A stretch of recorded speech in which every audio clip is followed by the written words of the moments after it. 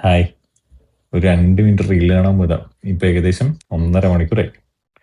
ഇതിപ്പോ എനിക്ക് മാത്രമുള്ള പ്രശ്നമല്ലെന്ന് എനിക്കറിയാം. നമ്മൾ UPSC ആസ്പിരൻസിന് കോമൺലി ഫേസ് ചെയ്യുന്ന ഒരു ഇഷ്യൂ ആണ് ഈ ഫോണിന്റെ അഡിക്ഷൻ.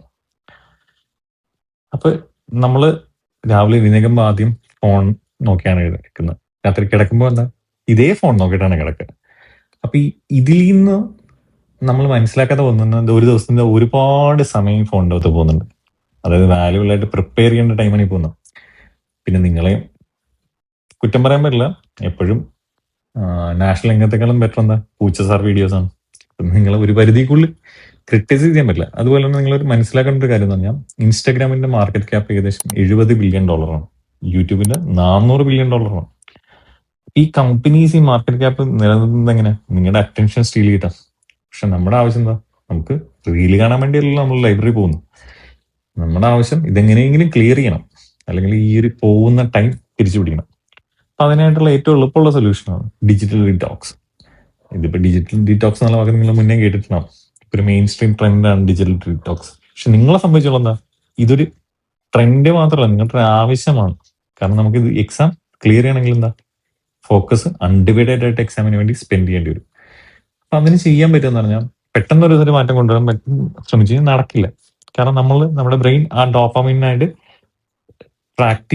ഡെയിലി നമുക്ക് ഡോപ്പാമിൻ ഹിറ്റുകൾ കിട്ടിക്കൊണ്ടിരിക്കും. പെട്ടെന്ന് ഒരു ദിവസം നിർത്തുന്ന കഴിഞ്ഞാൽ പെട്ടെന്ന് ഒരാളുടെ ഡ്രഗ് യൂസിനോട് നിർത്താൻ പറയുന്ന പോലെ ഗ്രാജുവലി മാത്രമേ നമുക്ക് അതിലേക്ക് എത്താൻ പറ്റുള്ളൂ.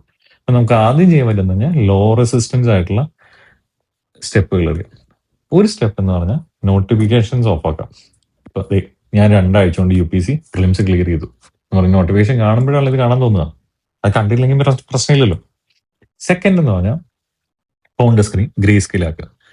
കാരണം ഓരോ ആപ്പും മെന്റൽ ഹെൽത്ത് അല്ലെങ്കിൽ മെന്റൽ സയൻസിന്റെ ബേസ് ആയിട്ട് നമ്മുടെ അറ്റൻഷൻ എങ്ങനെ കവർ ചെയ്യാം, എങ്ങനെ കീപ്പ് ചെയ്യാം എന്നുള്ള കളേഴ്സ് ബേസ്ഡ് ആണ് ഡിസൈൻ ആവുന്നത്.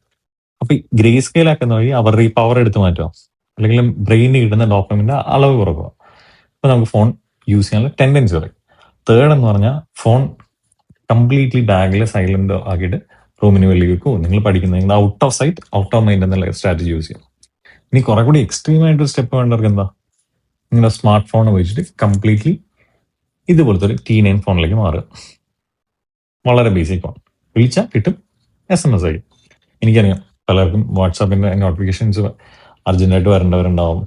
ഇല്ലെങ്കിൽ നമ്മൾ എവിടെയെങ്കിലും കടയിൽ പോയി ഫുഡ് കഴിച്ച് കഴിഞ്ഞാൽ UPI കൊടുക്കുന്നുണ്ടാവും. പക്ഷെ ഇതെല്ലാം നിങ്ങൾ സാക്രിഫൈസ് ചെയ്തേ പറ്റുള്ളൂ. കാരണം നിങ്ങൾ അത്രയും വലിയൊരു ഗോളിലേക്കാണ് എത്താൻ പോകുന്നത്. അല്ലെങ്കിൽ അതിനുവേണ്ടി അത്രയും ഡെഡിക്കേറ്റഡ് ആയിട്ട് നിൽക്കുന്നതാണ്. അപ്പം നമുക്ക് ചെയ്യാൻ പറ്റുമെന്ന് വെച്ചാൽ നാളെ തൊട്ട് ഈ ഫോൺ താഴ്ത്തി വെക്കാം. ഇതൊരു പണിഷ്മെന്റ് അല്ല, ഇത് നിങ്ങൾക്ക് തന്നെ കൊടുക്കുന്ന ഒരു പ്രോമിസാണ്. ഞാനൊരു ഗോൾ അല്ലെങ്കിൽ ലക്ഷ്യത്തിനായിട്ടാണ് വന്നിരിക്കുന്നത്, എനിക്ക് അതിലേക്ക് എത്തിയേ പറ്റുള്ളൂ.